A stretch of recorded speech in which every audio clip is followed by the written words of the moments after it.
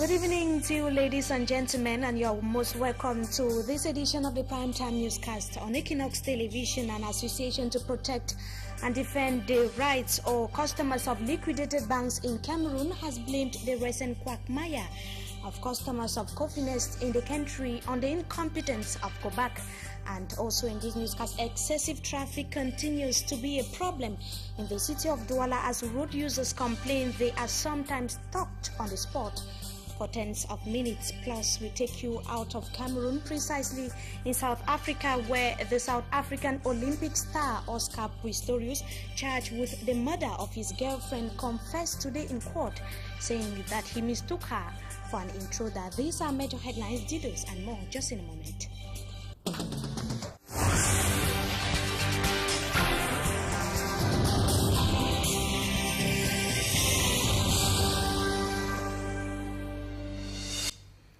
Good evening to you once again, viewers. We thank you so much for joining us in this edition of the Primetime Newscast on ETV. We begin right away here in the economic capital, Douala, where traffic congestion is still a problem in the city of Douala, and commuters complain that they are bound to wait on the spot for over 30 minutes at times, especially during rush hours. And Annabella in the following report tells us that traffic police officers are even finding it difficult handling the situation at times. Her report. It is always total anarchy and confusion at most major crossroads in the city of Douala, especially at rush hours. Commercial motorcyclists, taxi drivers and other automobile owners battle to make their way through the narrow road. The situation is even worse when traffic police officers are insufficient. Here at Carrefour and Chafaye, around the University of Douala, the commissioner of the 7th Police District, in an attempt to reduce traffic jam, came out to control circulation, which was tense with the absence of traffic lights at this roundabout. Road users lauded the police commissioner's initiative at maintaining order and reducing road accidents on the highway.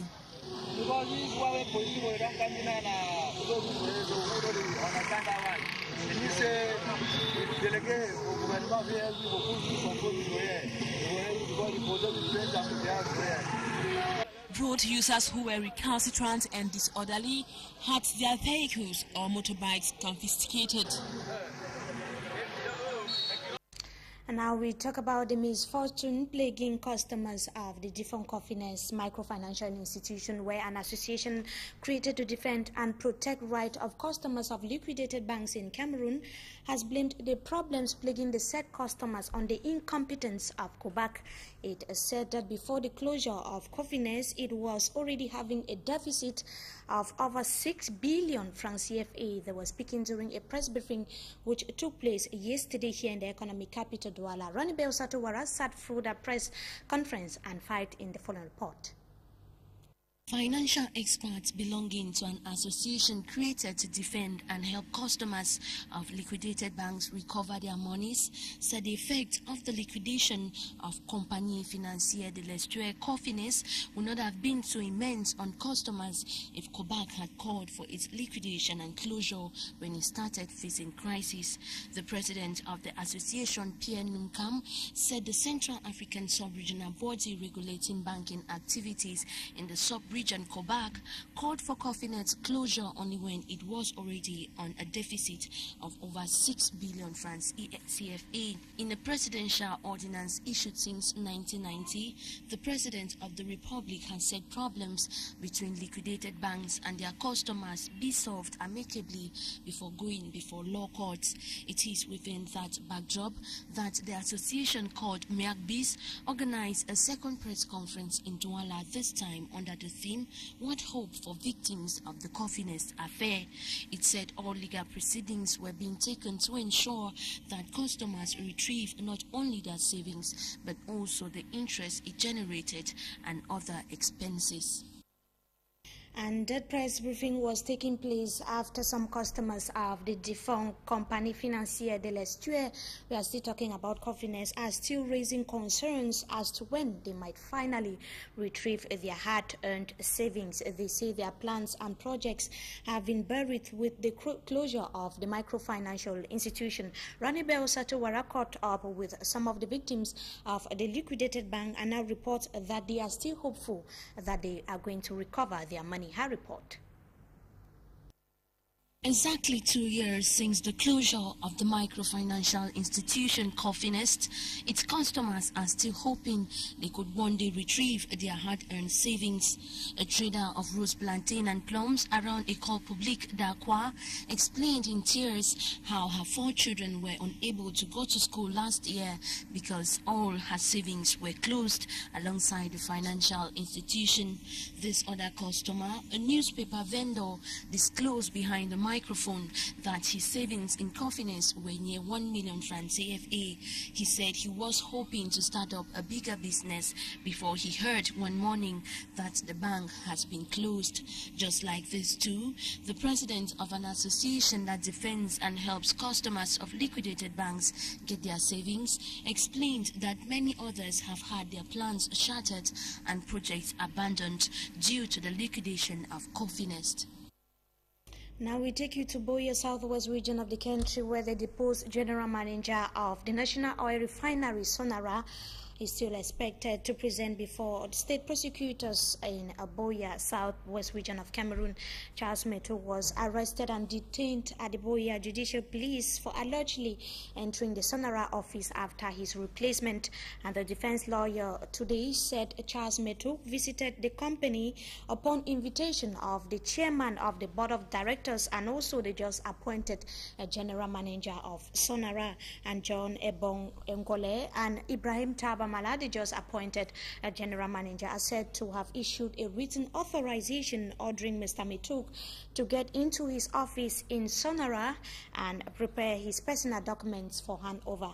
And he is still being detained at the Judicial Police in Buea, southwest region of Cameroon.